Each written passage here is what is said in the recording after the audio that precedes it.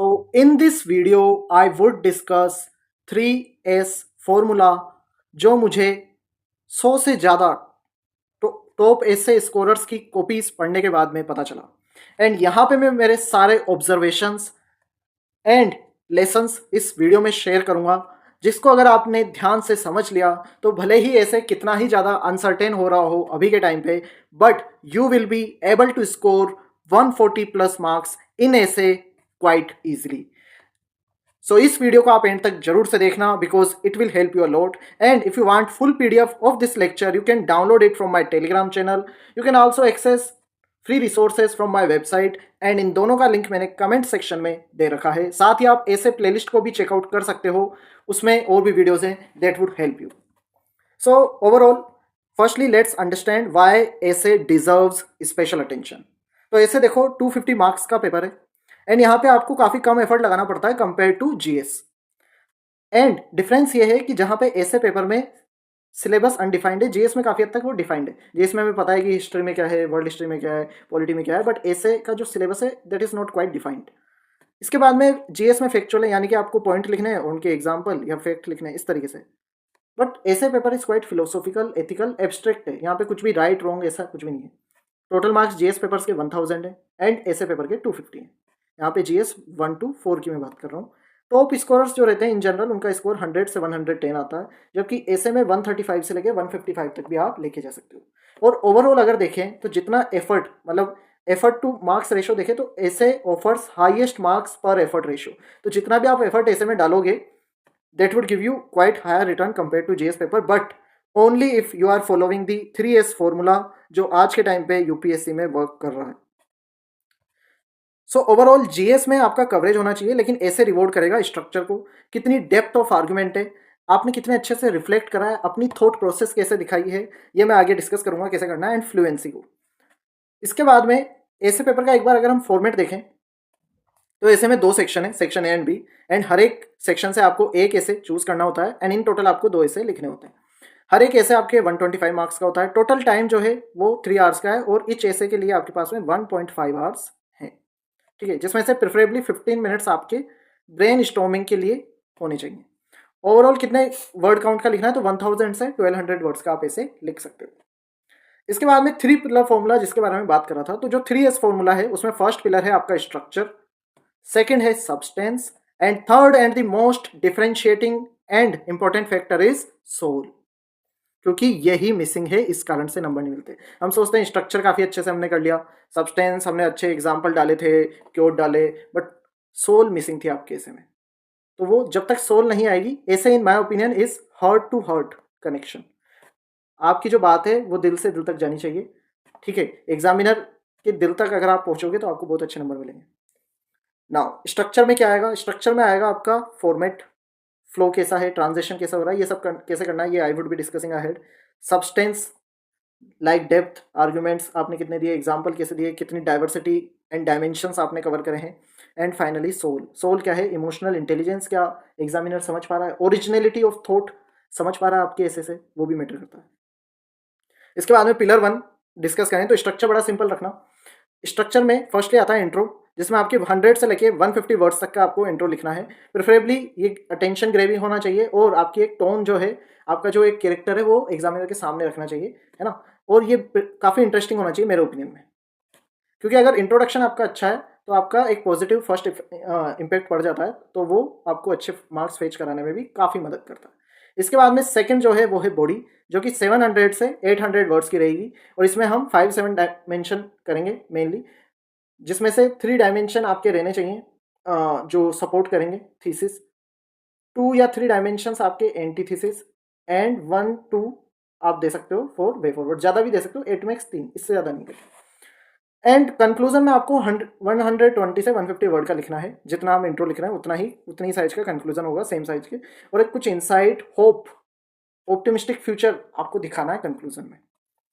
ये यूनिवर्सल ऐसे फॉर्मेट है, बट इसको आप अपने हिसाब से थोड़ा सा ऊपर नीचे कर सकते हो, है ना। इसके बाद में इंट्रोडक्शन में कई बार डाउट आता है कैसे स्टार्ट करें, तो यहाँ पे मैं दोबारा एक बार आपको अच्छे से समझा देता हूँ। इंट्रो के आपके पास क्या क्या ऑप्शन है, एनेक्डोट, कोई अगर आपके पास में कहानी है जो उस टॉपिक को जस्टिफाई कर रही हो, उसको एक्सप्लेन कर रही हो, तो वो आप लिख सकते हो। कोई क्योट है, अब क्योट देखो, इन जनरल तो आई वुड नॉट सजेस्ट कि इंट्रो में आप क्योट लिखो, बट हाँ उस क्योट से जो ऐसे की थीम है उससे रिलेटेड अगर कोई क्योट है तो उसको आप यूज़ कर सकते हो, बट प्रेफर करो एनेक्डोट को। कोई पैराडॉक्स आप दिखाओ जैसे सोशल मीडिया पे अगर आ जाता है, जिस किसी भी चीज़ के अगर टू साइड्स हैं, है ना, या इंडिया $5 ट्रिलियन इकोनॉमी, तो इसकी जो दो साइड्स हैं, एक जो रिच इंडिया है जो ग्रो कर रहा है और एक पुअर, ये दोनों आप पैराडॉक्स दिखाने की कोशिश करो, उससे काफ़ी अच्छा इंप्रेशन जाता है। कोई शॉर्ट स्टोरी आप यूज़ कर सकते हो, या फिर जो लेटेस्ट में इवेंट हो, लाइक ये स्पेशली आपके टेररिज्म का अगर कोई टॉपिक आ गया, जियो पॉलिटिक्स का अगर कोई टॉपिक आ गया, क्लाइमेट चेंज का अगर कोई टॉपिक आ गया, वहाँ पे आप ये सब यूज़ कर सकते हो। ठीक है। इसके बाद में फॉर एग्जाम्पल अगर ऐसा टॉपिक आ जाता है कि role of values in nation's character, तो यहाँ पे आप यूज़ कर सकते हो नेशंस आर, इस थीम पे, मतलब ये ऐसे यूज़ नहीं करना है डायरेक्टली, एक आइडिया के लिए कि किस तरीके से इंट्रो को इस थीम पर डिज़ाइन करा जा सकता है, कि उसमें आप बात करो कि nations are built by steel and cement but sustained by values. This is directly highlighting the role of values. Okay. साथ ही आपको क्या करना चाहिए, 10 powerful introductions and 10 universal conclusion, ये दोनों आपको टॉपर कॉपीज से अगर आप एनालिसिस करोगे तो वहाँ पे भी आपको मिल जाएंगे। बाकी मैं सोच रहा हूँ इस पर काफ़ी अच्छा सा एक पूरा एनालिसिस करके मैं डिज़ाइन करने का प्लान कर रहा हूँ, तो उसको भी आप देख सकते हो बाद में। तो 10 पावरफुल इंट्रो एंड कंक्लूजन का बैंक बना लो, 15-20 क्योट्स बना लो, कलेक्ट कर लो, और वो भी इंपॉर्टेंट पर्सनैलिटीज़ के, इन्हीं क्योट को, इन्हीं इंट्रोडक्शन को चेंज करके यूज़ करते रहो। You will not face issues with starting an essay, अगर आपने ये बेसिक काम कर लिया तो। ठीक है। इसके बाद में सब्सटेंस की बात करते हैं। सब्सटेंस आपका ब्रेन दिखाएगा कि आप कितने ज़्यादा इंटेलेक्चुअल हो, कितने ज़्यादा बड़े, कितने अच्छे से थिंक कर पाते हो, है ना, ये चीज़ दिखाएगा सब्सटेंस वाला पार्ट। तो यहाँ पे हमें सरफेस लेवल एनालिसिस नहीं करना, हमें थोड़ा डेप्थ में जाना है। एंड जो भी आर्गुमेंट हो वो लॉजिकल होने चाहिए, कोहेरेंट होने चाहिए, डाइवर्स होने चाहिए, और उसके अकॉर्डिंग रेलेवेंट इलस्ट्रेशन यानी एग्जाम्पल भी आपको देने हैं। ठीक है। एंड मल्टी डायमेंशनल अप्रोच लो कि अब इस पार्ट को कैसे एड्रेस करना है, इसके लिए आपको ब्रेन स्टॉर्मिंग सीखनी पड़ेगी। और ब्रेन स्टॉर्मिंग पे ऑलरेडी मैंने ऐसे की जो प्लेलिस्ट है, जिसका लिंक मैंने कमेंट सेक्शन में पिन कर रखा है, तो ऐसे प्लेलिस्ट में मैंने एक वीडियो डाल रखा है ब्रेन स्टॉर्मिंग पे, उसको आप जरूर से चेकआउट करना। तो अगर आपको 140 प्लस मार्क्स चाहिए तो आपको जीएस जैसा नहीं लिखना है आंसर, आपको मल्टीपल डायमेंशन, मल्टीपल तरीके से सोचना है। और फॉर एग्जाम्पल जैसे एथिकल एंड मॉरल टाइप पे अगर कोई ऐसे आ जाता है तो वहाँ पे धर्म, कंसाइंस, एम्पैथी, इंटीग्रिटी, ये सारे डायमेंशन कवर करने हैं। सोशल पे अगर आ जाता है तो gender, caste, education, family, justice, economic या डेवलपमेंट पे आ जाता है तो जीडीपी वर्सेस हैप्पीनेस, तो ये पैराडॉक्स हम डिस्कस कर रहे हैं, capitalism versus humanity. Then philosophical अगर आ जाता है तो paradox, balance, duality, self versus society, ये सारी चीज़ें आपको देखनी है। तो ये हुआ सब्सटेंस। अब इसमें आप क्या कर सकते हो, जैसा मैंने पहले ही बताया, क्योट बैंक बना लेना, 15-20 क्योट्स आर सफिशिएंट, उन्हीं को मल्टीपल जगह मल्टीपल एसेज में यूज करो, डन। और थीम स्पेसिफिक क्योट कलेक्शन भी आप बना सकते हो, या फिर आप किसी कोचिंग का अच्छा सा देख सकते हो। रियल एग्जाम्पल्स आप यूज करो, जैसे इसरो के, इंडियन फ्रीडम स्ट्रगल के, डिजिटल इंडिया के, कम्युनिटी किचन, जो भी आपको दिखे। और वो जरूरी नहीं है कि न्यूज़ में, देखो एथिक्स में आप काफ़ी सारे एग्जाम्पल पढ़ते हो, तो एथिक्स के बहुत सारे एग्जाम्पल आपके डायरेक्टली ऐसे में कवर हो सकते हैं, यूज हो सकते हैं। साथ ही जीएस 1-3 में जो भी आप एग्जाम्पल पढ़ते हो वो भी यहाँ पे यूज हो सकते हैं। तो ऐसा बहुत ज़्यादा ऐसा नहीं कि आप ऐसे के लिए अलग से एग्जाम्पल बना रहे हो। हाँ, लेकिन बुक्स, मूवीज, ये सारी चीज़ें आप ऐसे में यूज कर सकते हो। ठीक है। स्कीम्स, ये आप जीएस के साथ पढ़ोगे, याद हो जाएगी। कॉन्स्टिट्यूशनल आइडियल्स, ये आप जीएस 2 पढ़ोगे, पॉलिटी पढ़ोगे, वहां से आपको मिल जाएगा, justice, liberty, equality, relevant articles. अब देखो गलती क्या करते हैं कि बहुत सारे कीवर्ड यूज कर देते हैं, बहुत सारे एग्जांपल। चलो एग्जांपल तो हर एक डायमेंशन के साथ में आपने एक एग्जांपल दे दिया, ठीक है, लेकिन गलती ये होती है कि हम इनमें से किसी एक चीज को काफी ज्यादा यूज कर देते हैं, ओवर यूज कर देते हैं। बल्कि आपको क्या करना है, मिक्सचर रखना है।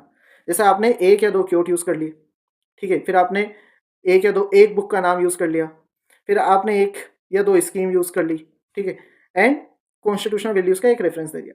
तो आपने पूरा मिक्सचर कर दिया अपने ऐसे में, तो वो ज़्यादा बेटर है। ठीक है, वो आपके मल्टीपल अरेनाज को दिखा रहा है वहाँ पर। ब्रेनस्टॉर्म कैसे करें तो उसके में ऑल दो इस पर मैंने एक डेडिकेटेड वीडियो बनाया, बट यहाँ पे मैं एक बेसिक आइडिया दे देता हूँ। किसी भी इशू पे आप अगर ब्रेनस्टॉर्म करना चाहते हो, मल्टीपल डायमेंशन देखना चाहते हो, तो उस पर आप इन डायमेंशन में सोच सकते हो। लेकिन for example firstly social, caste के एंगल से सोचो, जेंडर सेंसिटिविटी, निर्भया केस, उसके बाद में जो रिफॉर्म्स है, political transparency, RTI, anti defection, bonds, इनके अकॉर्डिंग सोचो, कोई ना कोई एग्जांपल आपके माइंड में आ जाएगा। इकोनॉमिक पर्सपेक्टिव से सोचो, value based entrepreneurship, Tatas legacy, Amul story. Philosophical angle से सोचो, गीता, गांधी जी, ये सारी तरीके से। फिर इसके बाद में एथिकल वे में आप सोच सकते हो, इंटीग्रिटी कैसे इस प्रॉब्लम को एड्रेस कर सकती है, या फिर ये प्रॉब्लम दिखाती है कि lack of integrity, lack of values है। वे फॉरवर्ड में लबासना ट्रेनिंग रिफॉर्म्स, ये आप डाल सकते हो। साइंटिफिक एंगल से सोचो, ethical AI, data privacy, CSR. Global angle से सोचो, नॉर्डिक मॉडल से हम क्या सीख सकते हैं, जापान के डिसिप्लिन से हम क्या सीख सकते हैं। ठीक है, जब इतने पर्सपेक्टिव से आप सोचोगे तो आपको पॉइंट का इशू नहीं आएगा। बस आप इस तरीके से नहीं सोच रहे, तो इन एंगल्स पे सोचने की कोशिश करो while writing thesis, antithesis and way forward. ठीक है, इसके बाद में सोल, अब ये बहुत ज़्यादा इंपॉर्टेंट है और ये डिफरेंशिएटिंग फैक्टर था। जिनको बहुत अच्छे मार्क्स मिले लाइक 130 140 प्लस जिनको मार्क्स मिल रहे हैं ऐसे में, उनमें ये चीज़ मैंने पर्सनली नोट करी थी और ये चीज़ मैंने भी कहीं ना कहीं मेरे फर्स्ट लाइक जिस ऐसे में मुझे 137 मार्क्स मिले थे वहाँ पे मैंने ऐड करी थी। लेकिन सोल के साथ इशू ये कि जैसे जैसे आपकी नॉलेज बढ़ती जाती है, जैसे जैसे आपकी सोल वाली जो क्वालिटी है, ओरिजिनलिटी है, वो कम होती जाती है, तो इसका ध्यान रखना। अब बात करते हैं यहाँ पे क्या चाहिए, तो देखो यहाँ पे मैं थोड़ा ध्यान से समझने की कोशिश करना। पहले आपको एम्पथाइज करना है, प्रीच नहीं करना है। लाइक अगर आप कोई भी इशू डिस्कस कर रहे हो तो वहाँ पे गवर्नमेंट ये नहीं कर रही, वो नहीं कर रही, ये करने की बजाय कि there are like it is understandable that India is a growing country and developing country and there are issues of finances with government, so that's why we face issues of lack of funding for education, ये ऐसे डाल सकते हो। ठीक है, as India has other priorities also, so sometimes we are not able to provide amenities to our poor sections of the society, ऐसे आप सोच सकते हो। there are like huge population in India, so it becomes quite like difficult to provide protection to all people, vulnerable section, ऐसे आप तो ये हो रहा है एम्पैथाइज कि आप इशू तो बता रहे हो लेकिन एम्पैथी के साथ कि हम समझते हैं बट ये प्रॉब्लम है। ठीक है, और ये प्रॉब्लम क्यों है उसका ये कारण, इस तरीके से आपको बताना है। ऐसा नहीं कि ये प्रॉब्लम है वो प्रॉब्लम है, ऐसे नहीं, आप समझ सोचना उसको, है ना। देन रिफ्लेक्ट, फॉर एग्जाम्पल अगर आपको जेंडर वायलेंस पे लिखना है तो वहाँ पे आपने निर्भया एग्जाम्पल लिखा, है ना, जेंडर इनजस्टिस, जेंडर वायलेंस को दिखाते हुए, तो आपको रिफ्लेक्ट भी करना है कि but Nirbhaya case also reflects that there is a growing awareness and people are protesting against such kind of incidents which is a ray of hope. ठीक है, तो आपने उस एग्जाम्पल पे अपना भी रिफ्लेक्शन दिया कि आप क्या सोचते हो, आपने क्या समझा उससे।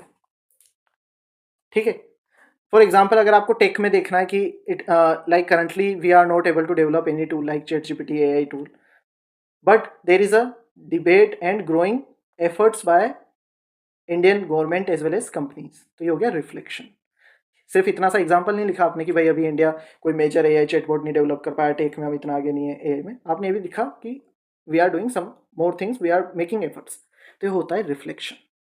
ठीक है, कंक्लूड विद होप, आपका जो कंक्लूजन है वो होप दिखाना चाहिए, है ना, ये ध्यान रखना, होपफुल आपका कंक्लूजन होना चाहिए।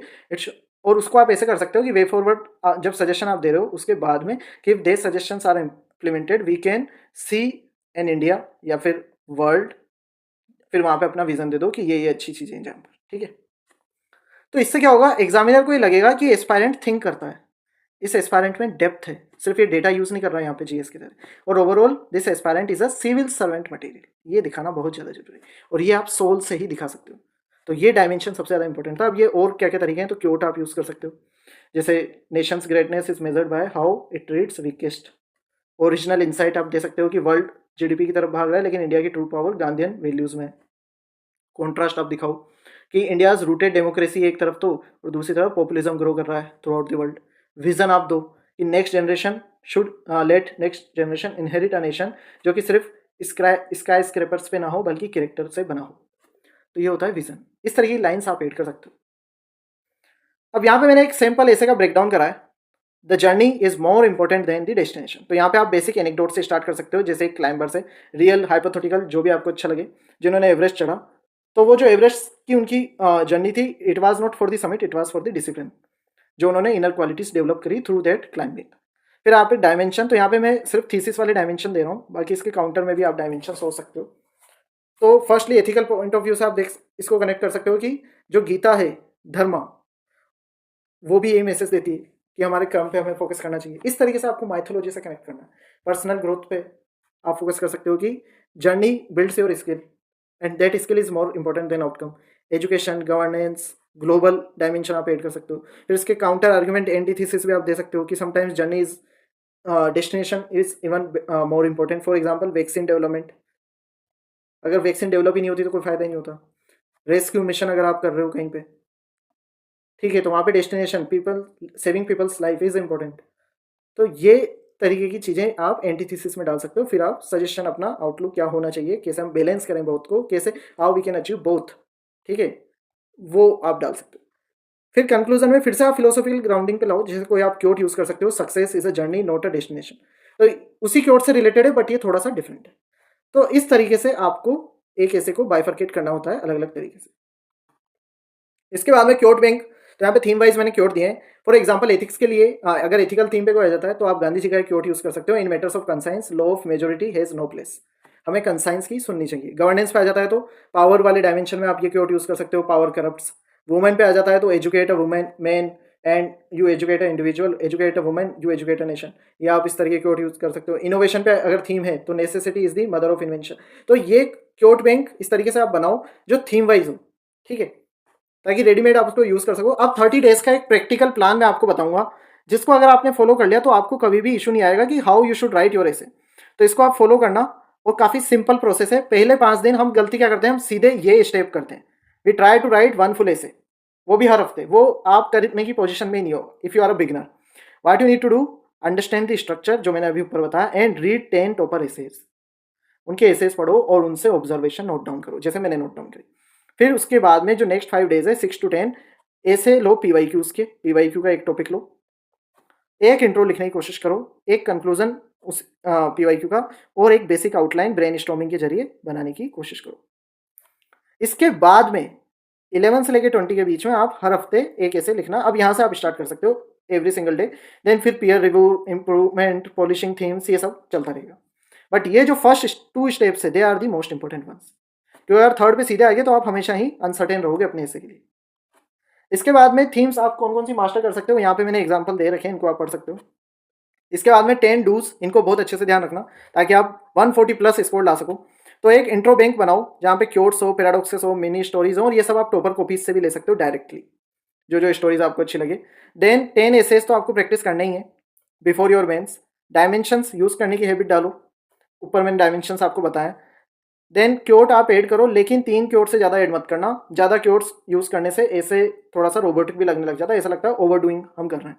इसके बाद में ट्रांजिशन स्मूथ होने चाहिए। अब यहाँ पे मैं थोड़ा एक्सप्लेन कर देता हूँ। जैसे आप एक पैराग्राफ से दूसरे पैराग्राफ पे जा रहे हो, स्पेशली चैलेंजेस में, तो आप however this issue is there, further more we are also facing infrastructural issue, thus it all contributes to poverty in India. इस तरीके से जब चैलेंजेस लिख रहे हो, जब आप थीसिस लिख रहे हो, अलग अलग डायमेंशन पे उसे एक्सप्लेन कर रहे हो, तो आपको क्या करना है, आपको ऐसे देखना politically, also economically, along with this socially, ऐसे आने चाहिए आपके पॉइंट। ये होता है ट्रांजिशन। वे फॉरवर्ड लिख रहे हो तब ट्रांजिशन कैसे होगा, firstly, secondly, thirdly and finally lastly. ये लो 4 वे फॉरवर्ड में पॉइंट लिख दिया आपने, और ये पूरे ट्रांजिशन एक कनेक्टिविटी बना रहे हैं फ्लो में। इसके बाद में रियल एग्जांपल्स यूज करो, कंटेम्प्रेरी इंडियन एग्जांपल यूज करोगे अच्छा रहेगा, वर्ल्ड एग्जांपल भी आप यूज कर सकते हो। लिमिटेड स्टेटिस्टिक्स आपको यूज करने हैं, हर एक थीम पे एक या दो, एक ऐसे में ज़्यादा एग्जांपल मत यूज करो, एक या दो एग्जांपल यूज करो, वो भी पॉपुलर एग्जांपल जो मेजोरिटी लोगों को पता हो और जो बहुत ज़्यादा जरूरी हो। जीएस प्लस ऑप्शनल के आइडियाज आप यूज कर सकते हो टू इनहेंस योर ऐसे। ऑप्टिमिस्टिक कंक्लूजन दो, ओवरऑल रिफ्लेक्ट करो कैसे करना है, ये मैंने सोल वाले ऊपर के डायमेंशन में अच्छे से समझाया था, उसका ध्यान रखना। And because it will show maturity कि आप एक मेच्योर तरीके से एनालिसिस कर रहे हो। क्या नहीं करना है वो भी जानना बहुत ज़्यादा जरूरी। तो एब्रप्टली स्टार्ट मत करना इंट्रो, अगर इंट्रो अच्छा नहीं है तो आपका फर्स्ट इंप्रेशन बिगड़ जाता है। तो इंट्रो की प्रैक्टिस इसीलिए करने को कह रहा हूँ, एक इंट्रो और एक कंक्लूजन प्रैक्टिस करो इनिशियल फेज में along with outline. Fact data use करते हैं, जीएस की तरह आंसर लगने लग जाता है, that is not required for ऐसे। आपको लगेगा आपने बहुत अच्छा ऐसे लिखा है, बहुत ज़्यादा फैक्ट लिखे हैं, बट एग्जामिनर को पसंद नहीं आया कि वहाँ पे वो आपका रिफ्लेक्शन और आपका एनालिसिस देखना चाह रहे हैं। गोइंग ऑफ द टॉपिक, कई बार हम टॉपिक से अलग भटक जाते हैं, तो हमें टॉपिक पे ही फोकस रहना है। इसके लिए आप टॉपिक की हेडिंग को, थीम को भी बार बार रिपीट कर सकते हो। कंक्लूजन रश्ड वे में लिखते हैं because of poor time management, तो कंक्लूजन पहले से ही बिगनिंग में ही आपके माइंड में कंक्लूजन रेडी होना चाहिए, इंट्रो एंड कंक्लूजन। और कंक्लूजन काफ़ी ज़्यादा थॉटफुल हो, मीनिंगफुल हो और ऑप्टिमिस्टिक हो, क्योंकि नंबर वो कंक्लूजन पढ़ने के बाद में देंगे आप। इसके बाद में नोट लिंकिंग पैराग्राफ्स, तो मैंने ऊपर बताया था कैसे स्मूथ ट्रांजिशन आप कर सकते हो, उसको आप फॉलो करो। फाइनली क्या करना चाहिए, क्रिएट थीम फोल्डर, अलग अलग ऐसे थीम्स के लिए फोल्डर क्रिएट करो। एग्जाम्पल आप कलेक्ट कर सकते हो, बाकी मेरे ओपिनियन में तो जीएस 1 to 4 जो आप पढ़ोगे that much is sufficient.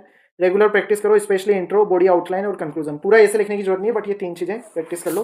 Full ऐसे हमें मेंस के, हमारे एक्चुअल मेंस के पेपर के पहले 10 तो लिखने ही है। सब हेडिंग, ट्रांजिशन, अब देखो कई बार क्या होता है हम अलग अलग डायमेंशन लेते हैं, तो सब हेडिंग बनाना बहुत ज़्यादा जरूरी है इन माय ओपिनियन। एटलीस्ट एक ऐसे में तो आप बनाओ जहाँ पे आप प्रो वाली सब हेडिंग हो, उसके बाद में जब आप काउंटर कर रहे हो तो उसके लिए अलग से सब हेडिंग, एंड देन फाइनली जब सजेशन दे रहे हो तब अलग से सब हेडिंग। उससे एग्जामिनर को एटलीस्ट पता रहेगा कि आपने डायमेंशन स्विच करा है, अब आप दूसरे एंगल से बात कर रहे हो। और ट्रांजिशन भी यूज करो ताकि पैराग्राफ्स में फ्लो रहे।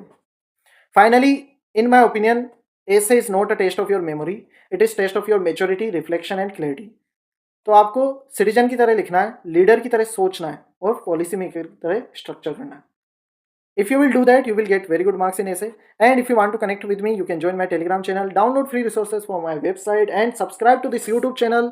Like this video if you find it useful, and share it with your friends and help spread this revolution, IS Ganga.